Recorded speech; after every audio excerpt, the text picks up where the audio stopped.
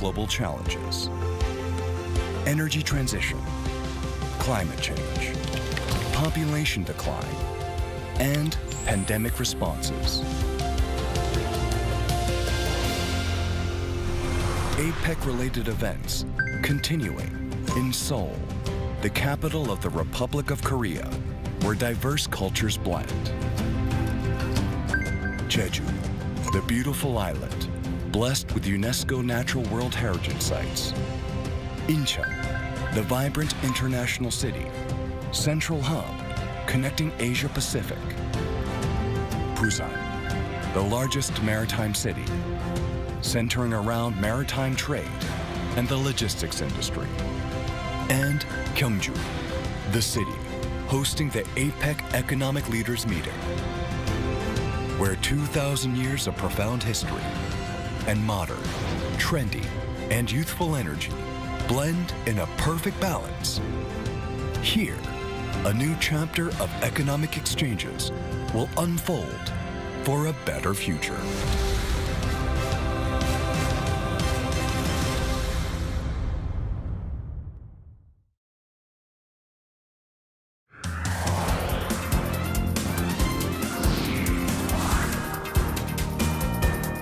From breaking news in South Korea to stories from around the world, we're here to bring you the news that matters. Truth, clarity, and impartiality. And that's what we uphold in a fast-changing world. We go beyond the headlines, offering depth, context, and perspective. This isn't just news, it's our commitment. News you trust. Arirang News.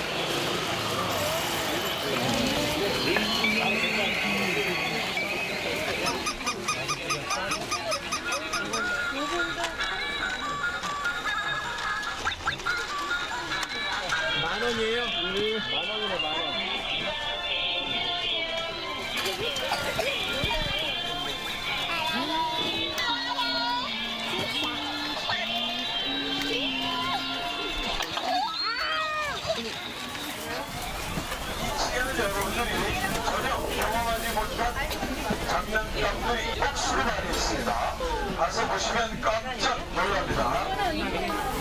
아마 왕복이란 말, 뭐가 왕복 아닌지에 억수로 많이 있습니다. 억수로. 가서 보시면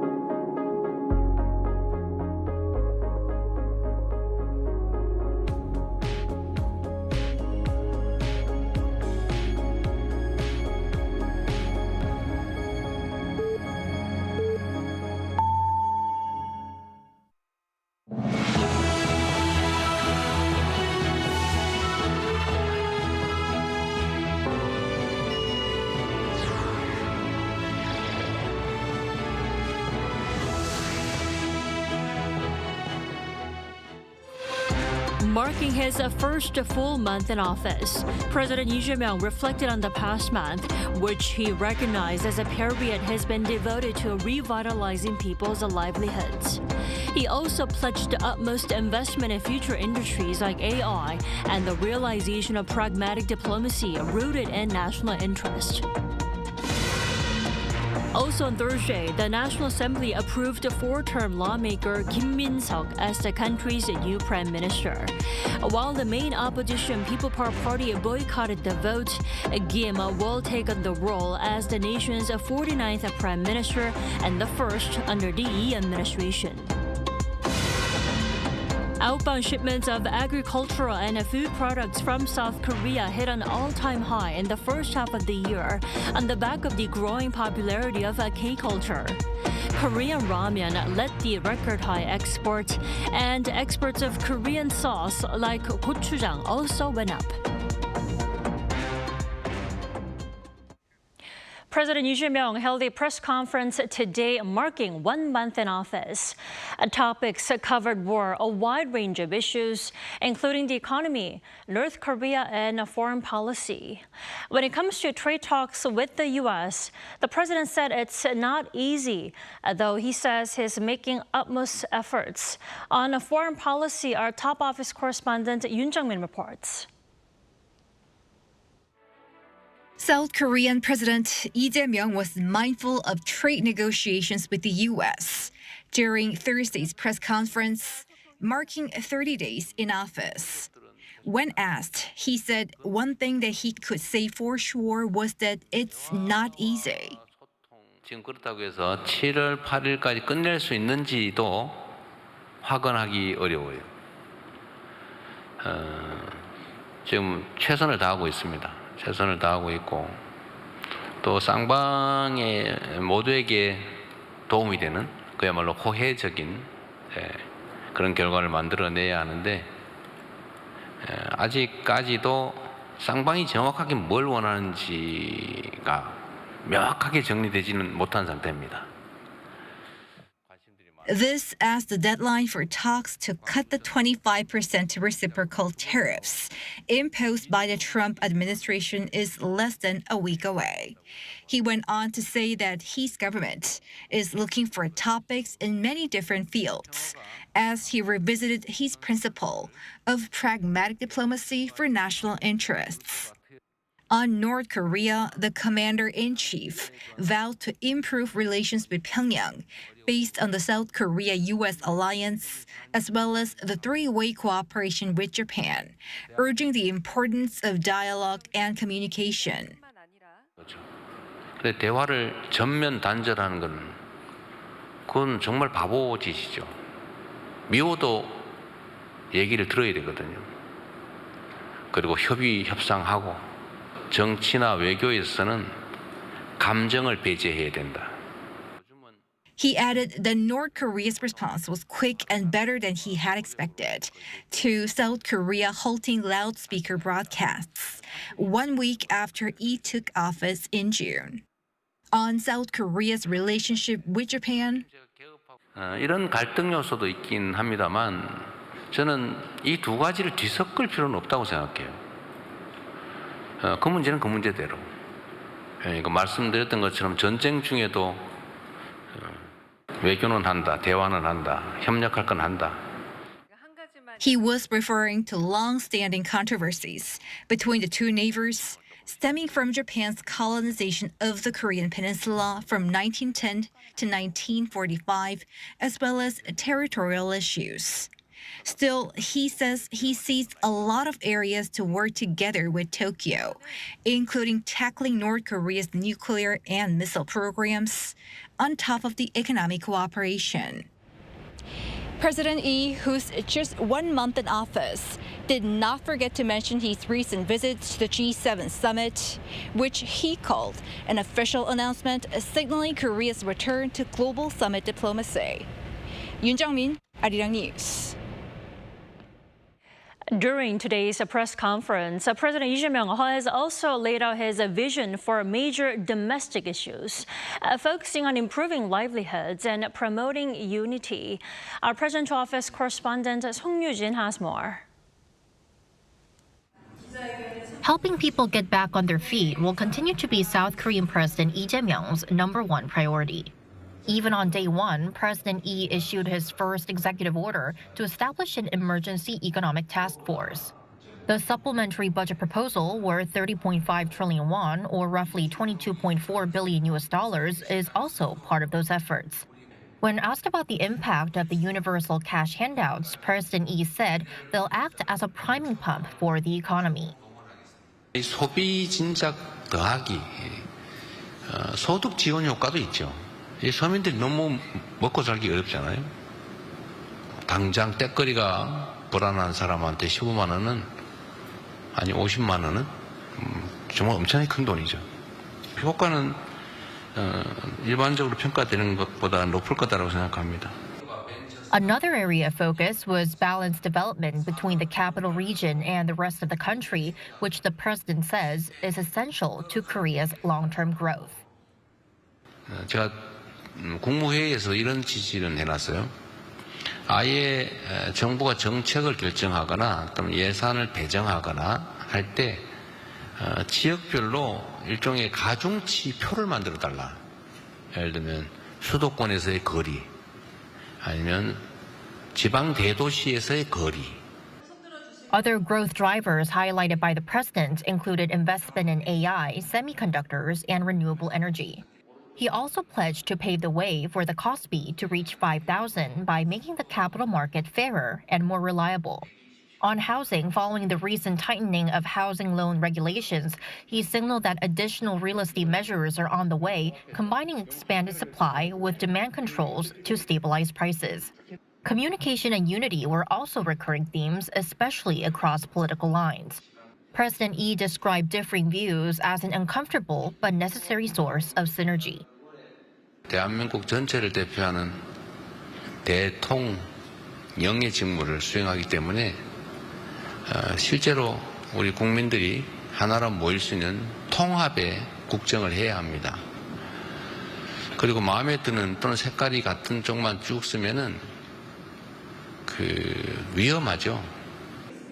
That comment appears to address criticism surrounding his decision to retain Agriculture Minister Song Mi-ryong and appoint another prosecutor-turned-senior secretary for civil affairs who lead the prosecution reform. Regarding cooperation with the opposition, the president said he is open to meeting frequently and as needed.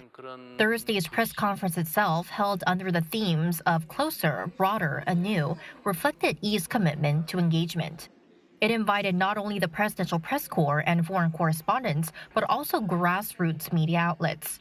Reporters sat close to the president without a podium. And President Lee didn't forget the public, promising they'll remain at the center of policymaking. He said he will listen to what they have to say through direct channels, such as the recently launched People's Mailbox and town hall-style gatherings, such as the one in Gwangju last week. 송유진, Arirang News.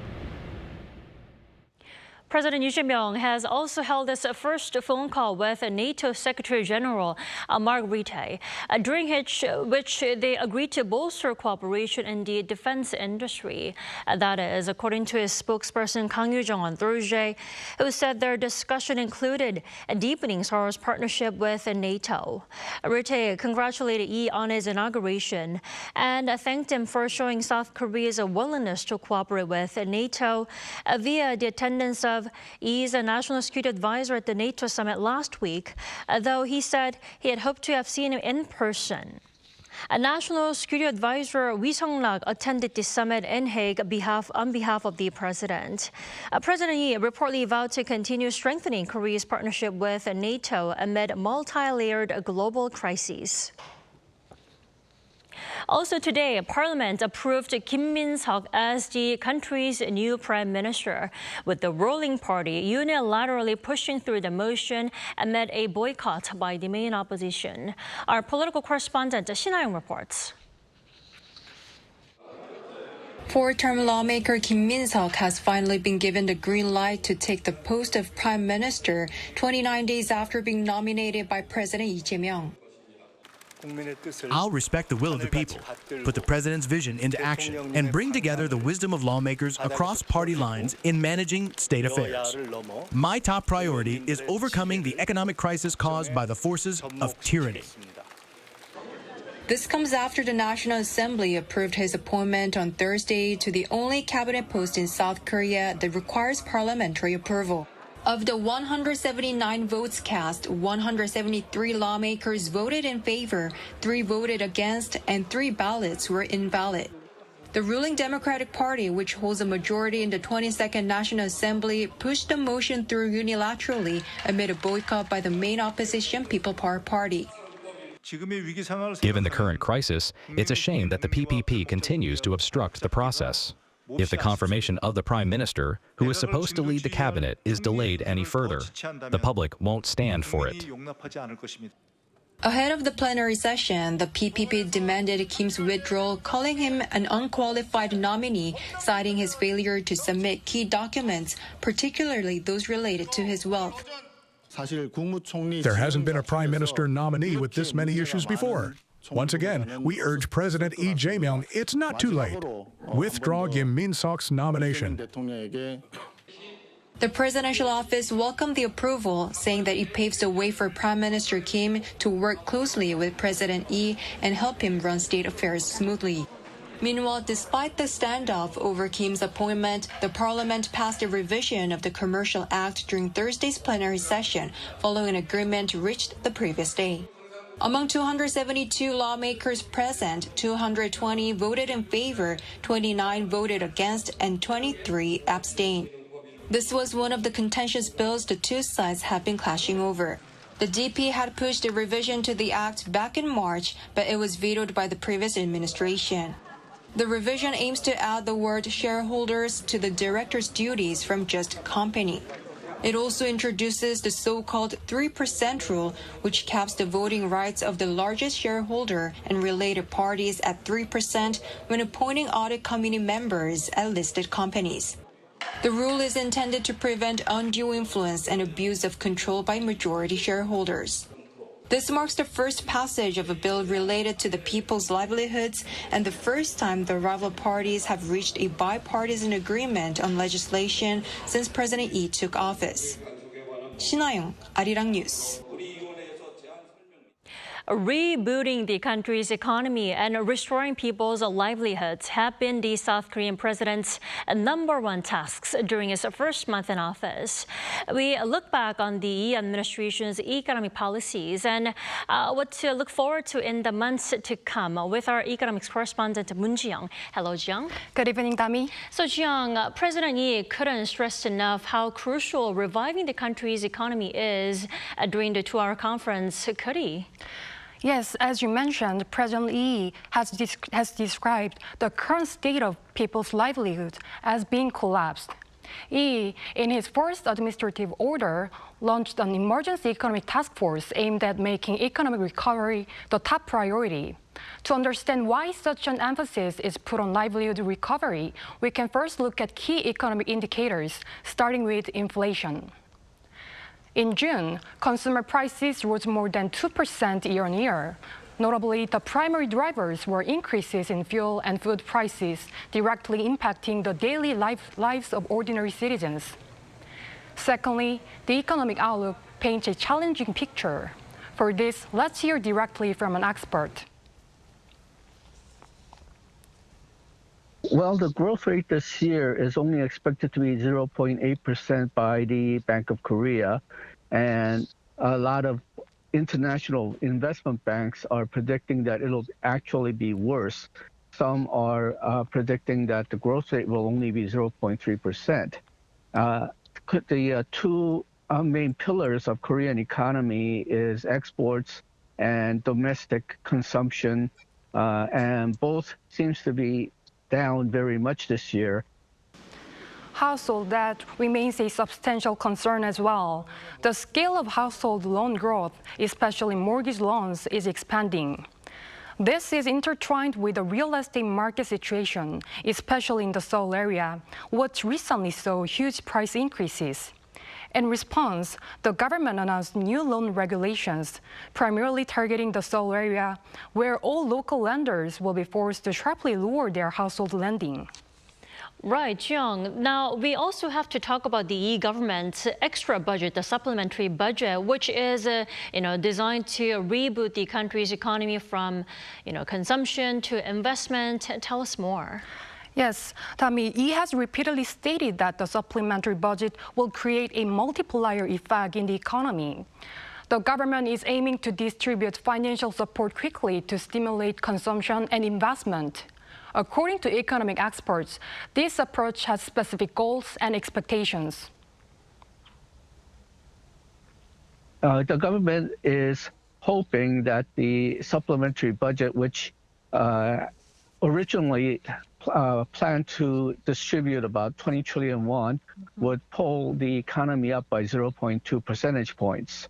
That is perhaps not as efficient as government spending on SOC investment or direct government purchases, but right now the government feels that that's the fastest way that we can pick up consumption and investment in the economy. And Jiyoung, what was also echoed during the press conference today was President Lee's commitment to realizing the KOSPI 5,000 era. Let's talk about that. President Lee aims to transform the Korea discount into a Korea premium, setting a target for KOSPI at 5,000. He envisions an investment-friendly environment where market funds flow into productive sectors, fostering a virtuous economic cycle and increasing national wealth. The policy is expected to create a more robust capital market, driving industry growth and overall economic prosperity. So making people's lives better, stabilizing the markets, both homes and financial markets. Now, what about the investing? His commitment to invest in a more future-oriented industries like AI. Why are these industries so crucial now? They are so crucial right now. He is committed to investing in advanced tech industries, including AI and semiconductors. These are sectors already garnering significant attention as core components for cutting-edge products and emerging industries, even prior to the COVID-19 pandemic. During the pandemic, a chip shortage halted car production, and since then, many nations have focused on fostering chips for economic security and supply chain stability. This crisis profoundly underscored the strategic importance of semiconductors. Let's take a listen to what an expert needs to say. As many countries aggressively pursue semiconductor development, competitive investment is surging. If we don't continue our investment, we risk falling behind, especially since nations like the USA and Japan are attracting foreign companies with direct subsidies. Moreover, AI technology has emerged as a new innovation set to completely transform our lives. With South Korea yet to secure leading technologies in this field, it is crucial for the country to focus on it to avoid falling behind. Well, Jiyoung, our colleague Yoon Jung-min reported earlier that President Lee himself is well aware that tariff negotiations with Washington are really hard to predict. Is that correct? Yes. Regarding tariff, Lee has said that the government has made utmost efforts on tariff negotiations. But he can't say whether the talks could be concluded by July 8th, the deadline set by U.S. President Donald Trump. With these ongoing tariff talks, uncertainties surrounding the Korean economy still persist and will require close monitoring. Indeed, we are just 1 month into the Lee Jae-myung administration. Let's keep an eye out if there'll be any last-minute negotiations with the U.S. Jiyoung, thank you for the wrap-up today. Thank you for having me.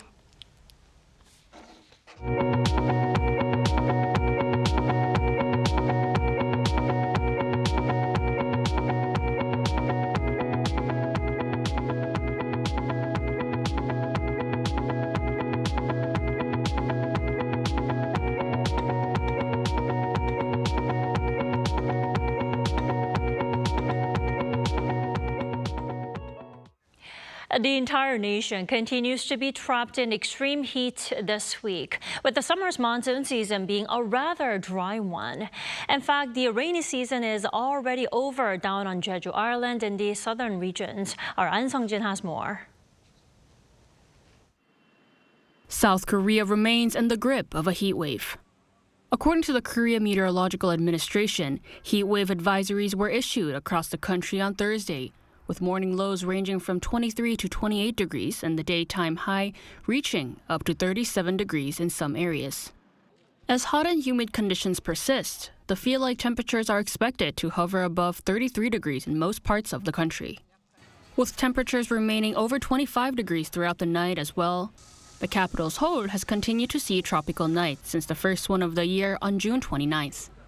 As the country continues to suffer, the Korea Disease Control and Prevention Agency stated that the number of those reported with heat-related illnesses reached 524 from May 15th till the 1st of July. The figure is 1.34 times more than the same period from last year. Health authorities are urging the public to take precautions by making sure to rest in cool environments and limit outdoor activities. Meanwhile, the rainy season has come to an early end. The KMA has announced that the monsoon season has officially ended on Jeju Island and in the southern regions, marking one of the earliest on record. As the North Pacific high air pressure system pushed the monsoon stationary front northwest, Jeju left the effective range on June 26th, and the southern regions have been out of the area of monsoon influence since Tuesday.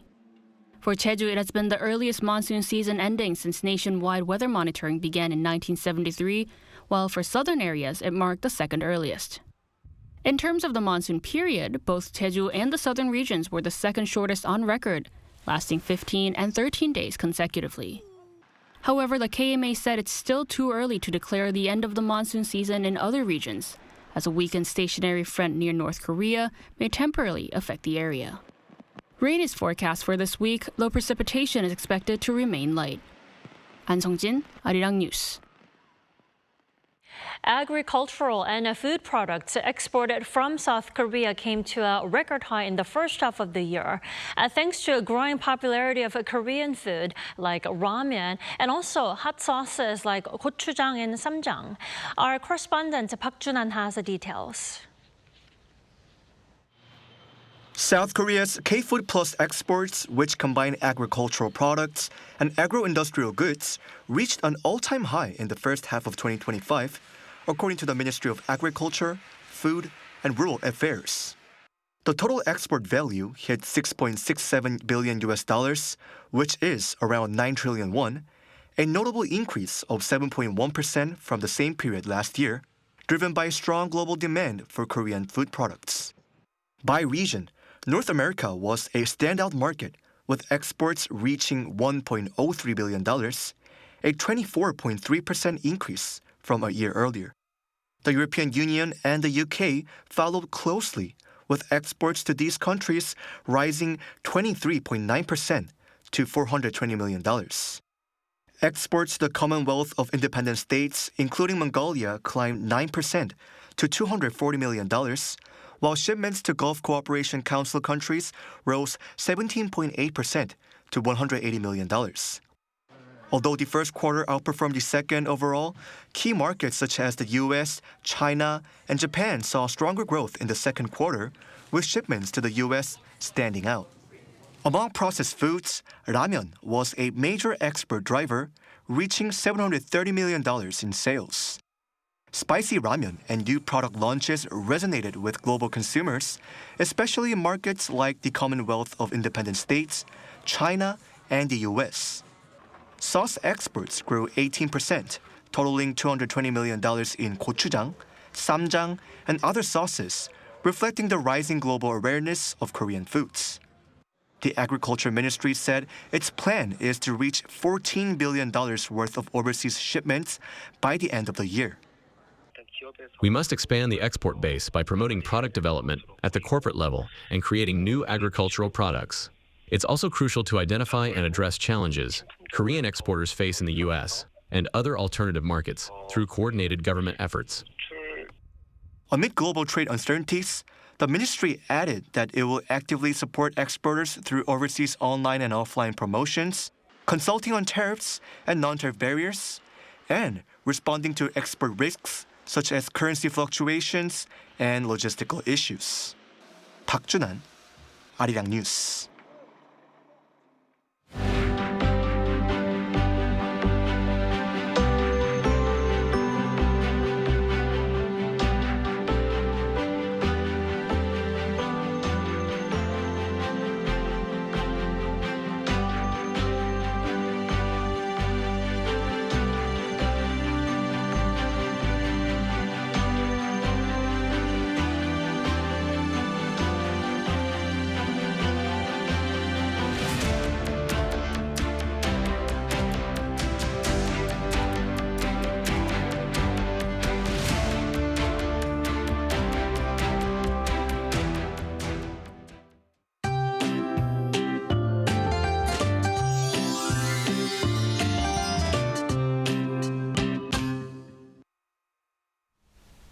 A supertropical night phenomenon in which night temperatures do not fall below 30 degrees Celsius has appeared for the second consecutive night in Gangneung last night.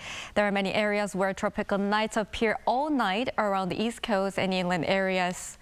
With heatwave warnings and advisories in place in most parts of the country, the temperature in Seoul rose up to 32 degrees and it reached 37 degrees in Arirang during the day today. This heat wave will continue for more than a week. It will get hotter with Seoul rising up to 34 degrees in the middle of next week. Tomorrow morning will start warm across the country at around 25 degrees. Daily highs will move up to 31 degrees in Seoul, 33 degrees in Gwangju and Busan. Tomorrow, about 5 to 20 millimeters of rain is forecast in Incheon, northern parts of Gyeonggi-do province, and western parts of Gangwon-do province. That's all for Korea. Here are the weather conditions around the world.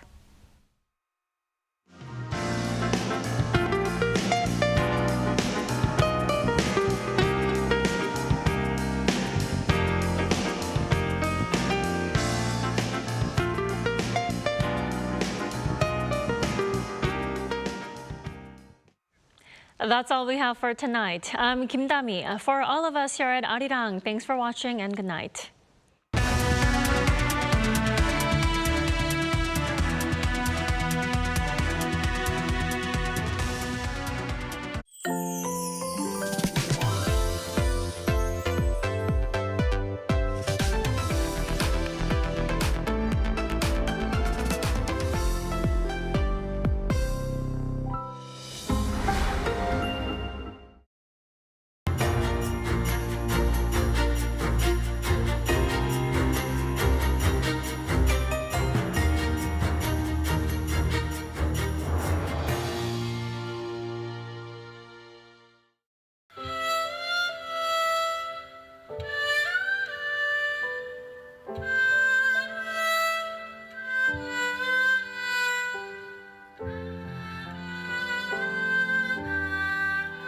해금은 두 줄로 된 현악기인데 저도 처음에 시작하게 된 거는 그 두 줄에서 너무 다양한 소리가 나오는 게 너무 신기했고 일단 해금이 되게 사람의 목소리랑 좀 비슷하다고 많이들 하세요. 줄을 눌러서 이렇게 음을 계속 왔다 갔다 진동하는 그런 형태를 띠고 있다 보니까 애절하다라고 많이 말씀을 해주시는 것 같아요.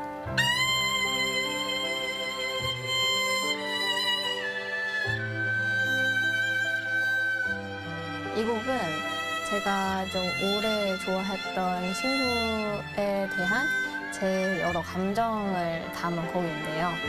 슬펐던 마음 혹은 뭐 고마웠던 마음 이런 여러 가지 감정들을 한데 묶어서 마음이 담긴 곡이라고 할 수 있겠습니다.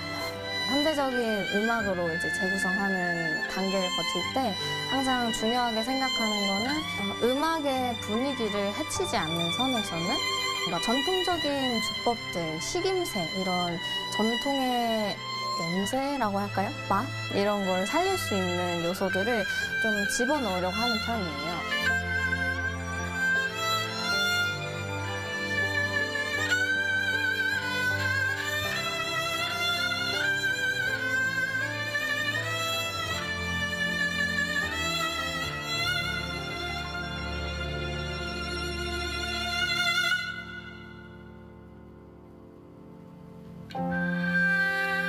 원은 옷에 연주하면서도 스스로가 마음도 편하고 몸도 편안한 음악들을 좀 자주 들려드리고 싶다.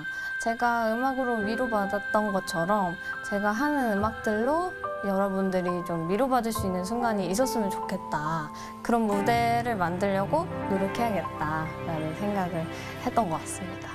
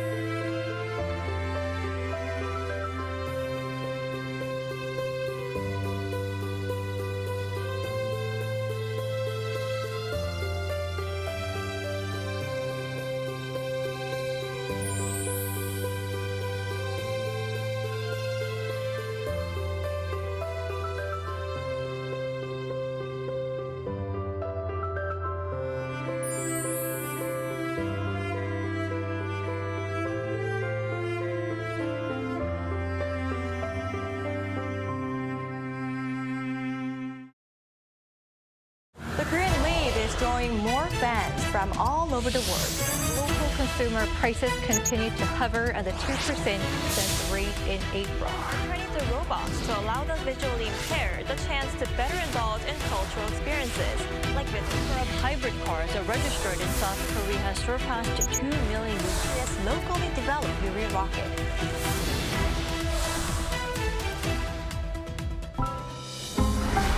Arirang.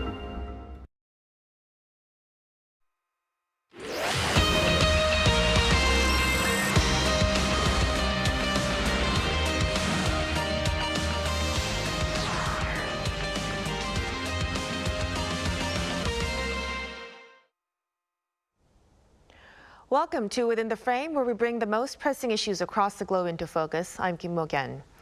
Today marks President Lee Jae-myung's 30th day in office, and he didn't let it pass quietly. Breaking from the recent practice of waiting 100 days, he held a live town hall-style press conference, signaling a shift towards direct, high-speed governance. He underscored Korea's military strength while laying out a North Korea strategy rooted in deterrence, diplomacy, and practical cooperation.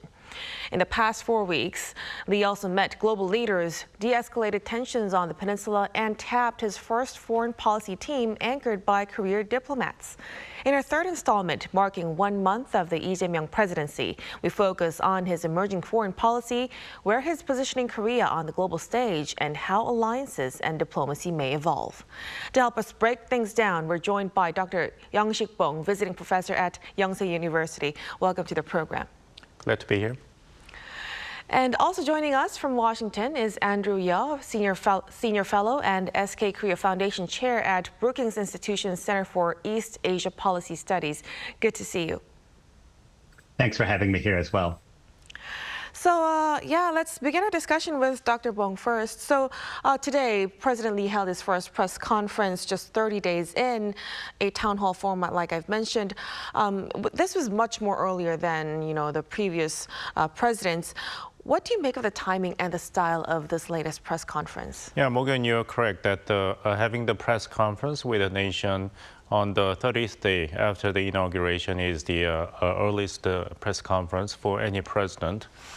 Previously, presidents of South Korea usually held the first press conference on the 100th day after the inauguration. So it shows his desire to be connected with the rest of the Korean society in the aftermath of very turbulent political events, including the impeachment of the former president Yoon Suk-yeol.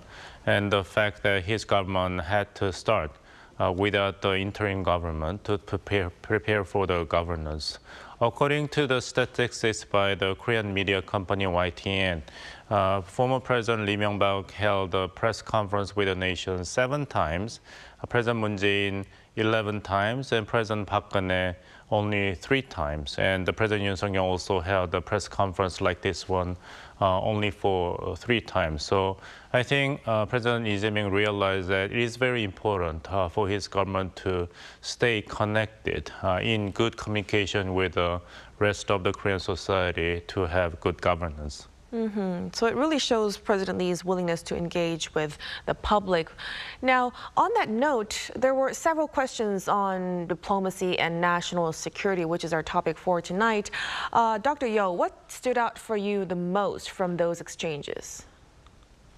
Well, we've been hearing many times that Lee Jae-myung wants to promote a pragmatic foreign policy, a pragmatic diplomacy, and we really saw that on display. And I think there were 2 examples from his town hall meeting. The first is with North Korea. Normally, you would expect a progressive leader to move more rapidly or develop an ambitious plan for inter-Korea engagement. But we saw that President Lee was moving more cautiously. And he was saying that we should recognize the importance of coordinating with Washington and also with Japan as well.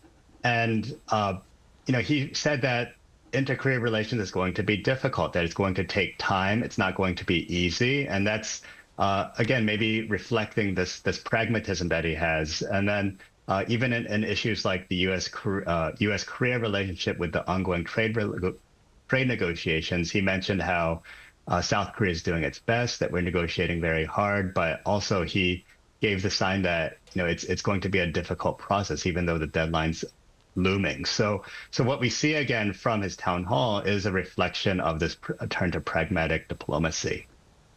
So that once again highlighted President Lee's pragmatic diplomacy policies. Now let's fast forward to the first week of President Lee's presidency. He already spoke with President Trump, President Japanese Prime Minister, and also the Chinese President, all within the first week of his presidency. Do you think these early contacts could shape Korea's diplomatic posture, Dr. Bong? Yes, but at the same time, the government has been inaugurated only for 100 days, so a lot of things have to be waited for producing actual result.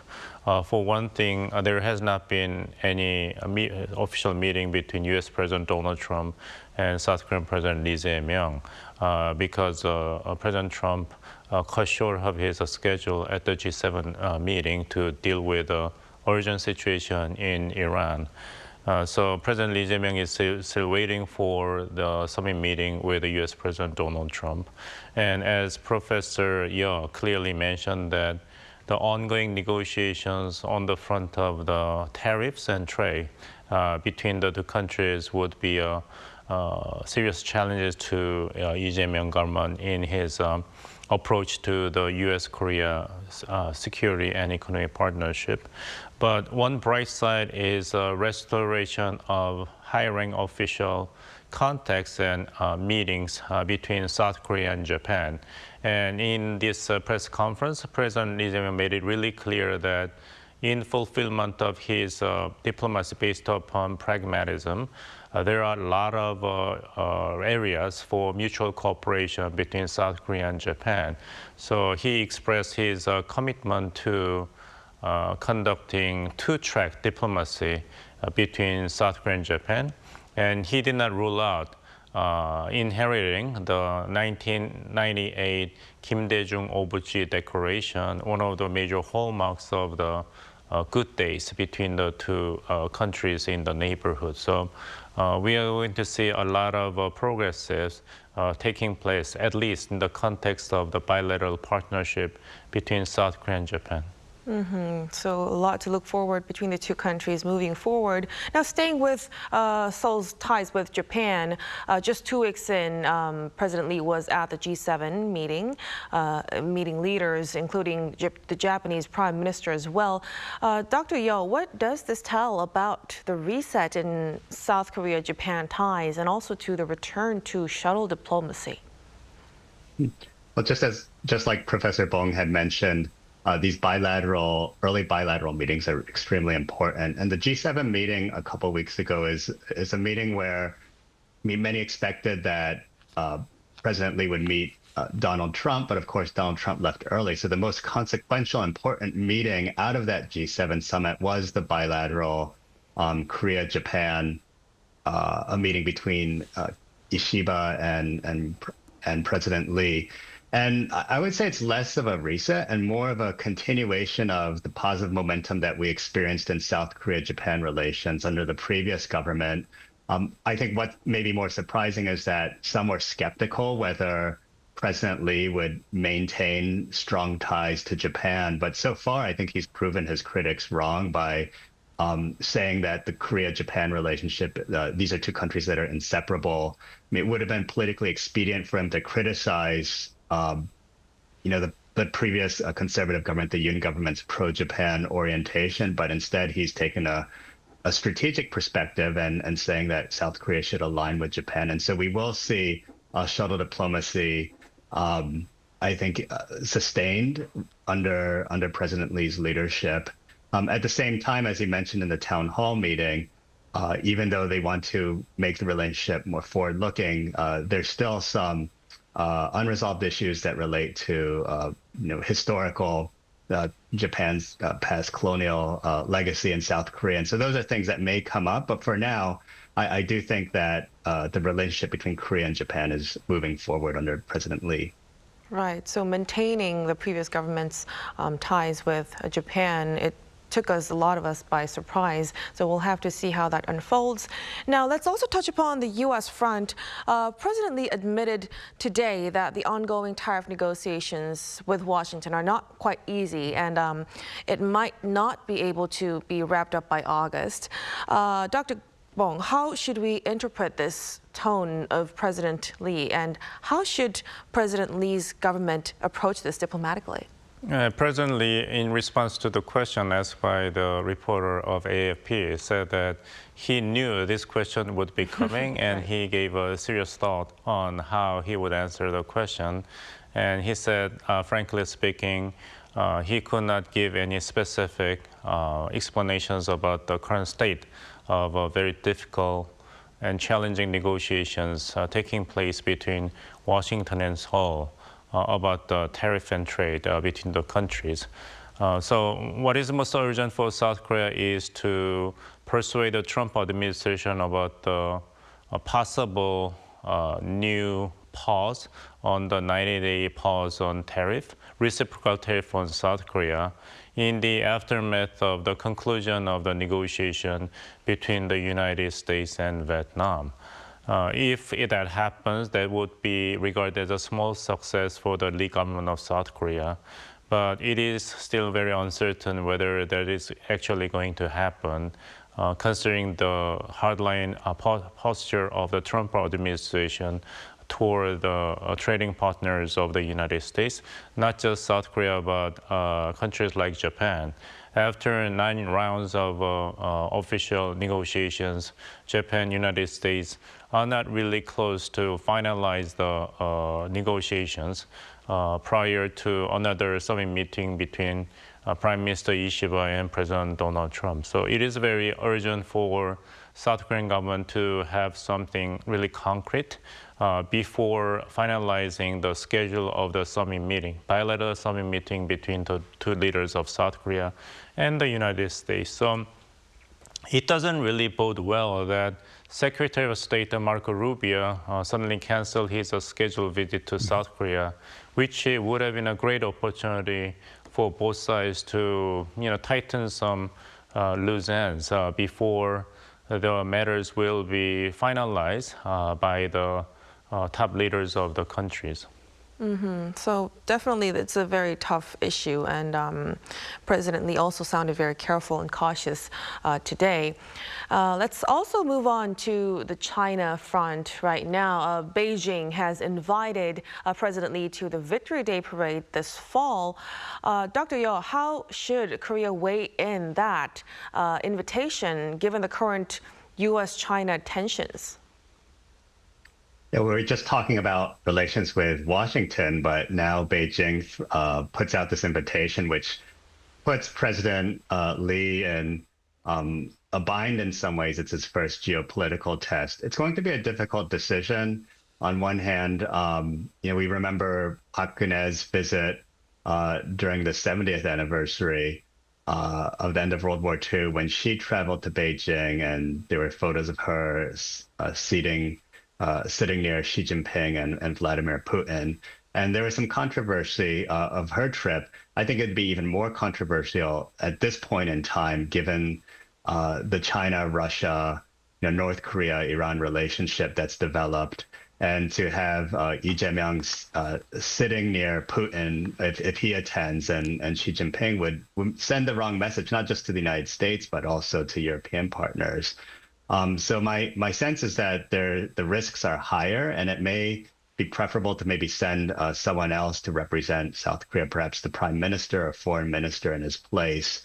So there's certainly opportunities for Lee Jae-myung to improve relations with Beijing, but there are probably other ways to do it rather than him directly attending an anniversary where he has to sit through a Chinese military parade. Right, that definitely isn't really an easy stage to stand on. Now, on inter-Korean relations, Dr. Bong, President Lee has emphasized today that dialogue itself should never be off the table, calling a total shutdown of dialogue foolish. He also cited North Korea's quick response to South Korea's, halting loudspeaker broadcasts and leaflets as beyond expectations. What do you make of this trust-building start, and how long do you think it could last? It's a good example of his pragmatic foreign policy, especially toward North Korea. He started with a small thing, termination of the operation of loudspeakers toward North Korea, which was quickly responded by North Korea. President himself admitted that he was positively surprised how quick North Korea responded to this. So his litmus test to gauge the intention of North Korea so far has been successful. So I believe that he's going to build upon a series of small successes to generally improve the inter-Korean relations, which has been quite tense during the previous government of Yoon Suk-yeol. But at the same time, he did not forget to mention that the best strategic asset for South Korea in dealing with North Korea to earn peaceful coexistence is military strength and the solid foundation of security cooperation based upon U.S.-Korea security alliance. And he did not rule out that he would continue to develop the trilateral security cooperation among U.S., Japan, and South Korea, dealing with nuclear and missile threats from North Korea. So it'll be a combination of strength and the engagement toward North Korea. And my thoughts on the invitation by the Chinese government for President Lee Jae-myung to attend the military parade. The last example that Professor Yeo mentioned, that President Park Geun-hye went to Beijing, did not really produce the desired effect for South Korea, right? Chinese government retaliated South Korea by banning group tours when South Korea agreed to allow the deployment of the missile defense system, that system for U.S. forces in South Korea. So that negative precedence would affect the strategic thinking of the Lee Jae-myung government against him going to Beijing. If Beijing is not going to actually show Lee Jae-myung government of South Korea concrete and undeniable benefits. So a very cautious approach is definitely crucial at this point. Now, let's also touch upon President Lee's latest appointments. He placed diplomats like Wi Sung-rak and Cho Hyun in top security roles. Dr. Yeo, what does that signal about his foreign policy approach? Yeah, it's a great question. We see that President Lee selected seasoned veterans with ample foreign policy experience. Both Wi Sung-rak and also Foreign Minister Cho Hyun are veteran diplomats that served in the Ministry of Foreign Affairs for decades. Wee Seung-lak has a long career in foreign service. He was a six-party top negotiator. He was the former ambassador to Russia, Director General for North American Affairs. And Jo Hyun served as, first and second vice foreign minister under Moon Jae-in. He was also South Korea's ambassador to the United Nations under the Moon government. And he helped negotiate FTAs with Japan and Mexico. So these are two individuals that have, decades of experience, and that should reassure the foreign policy community that South Korea will continue to stay engaged in global affairs. Wee Seung-lak's appointment in particular suggests that President Lee wants to sustain strong bilateral relations with the United States. And even before Lee Jae-myung was elected, Wee Seung-lak was coming to Washington quite often, just try to change the narrative of how Washington views progressive governments and in Lee Jae-myung. And so far we've seen that we've heard President Lee say several times that he wants to have a solid relationship with the United States. And so once again, I think these appointments reflect Lee's desire to have someone with a lot of experience filling in foreign policy and security roles, in part because he himself doesn't have any direct experience. So he'll be relying on these two individuals to help him make sound decisions moving forward. Mm-hmm. Now, staying with the latest appointment by President Lee, it was for the first time in 64 years that a civilian, An Gyu-baek, has been tapped as a defense minister.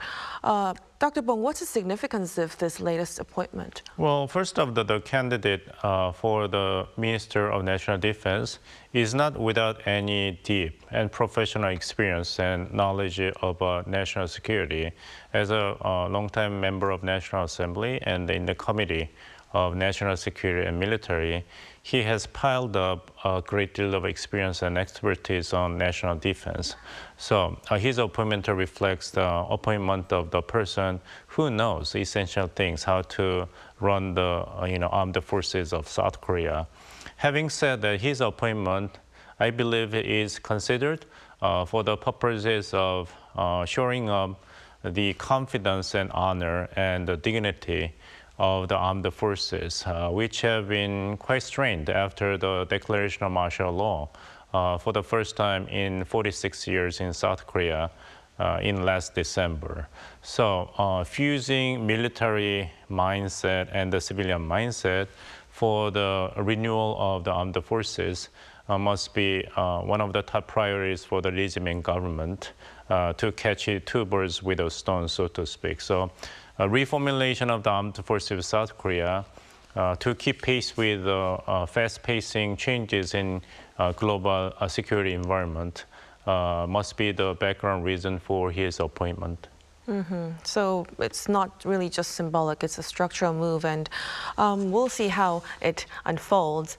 Now, I'm afraid we'll have to end our discussion at this point, but thank you so much for your time and for your insights tonight, Dr. Bong. And Dr. Yeo, we appreciate it so much. Thank you for having me here. And that'll be all from us on Within the Frame. Be sure to tune in again next time as we continue to explore the stories that matter. Until then, stay informed and engaged.